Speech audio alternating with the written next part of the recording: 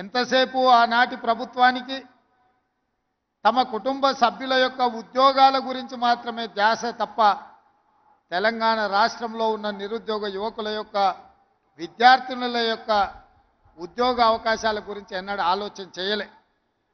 అందుకే 10 సంవత్సరాలు సుదీర్ఘంగా ఎదురు చూసిన విద్యార్థులు ఇక ఈ తెలంగాణ రాష్ట్రంలో మాకు ఉద్యోగాలు ఇస్తా అని భ్రమపెట్టి మమ్మల్ని వంచిన వాళ్ళను వాళ్ళ ఉద్యోగాలు తొలగిస్తేనే మాకు ఉద్యోగాలు వస్తాయని మీరు కంకణ బద్దులై మీ ఉద్యోగ ఉపాధి అవకాశాలలో మిమ్మల్ని మోసం చేసిన వాళ్ళ యొక్క ఉద్యోగాలు తొలగించడంతో ఈరోజు మీ ఉద్యోగాలకు ఉన్న అడ్డంకులు తొలగిపోయినాయి.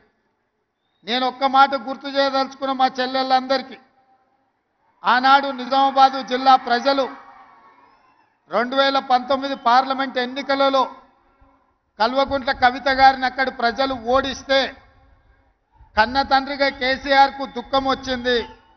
ఎంబడే తన కూతురికి శాసన మండలి సభ్యురాలుగా తిరిగి ఉద్యోగం ఇచ్చుకున్నాడు తప్ప మా స్టాఫ్ నర్సులైన మా చెల్లెళ్ళ ఉద్యోగాల గురించి ఒక్కసారి కూడా ఆలోచన చేయలే.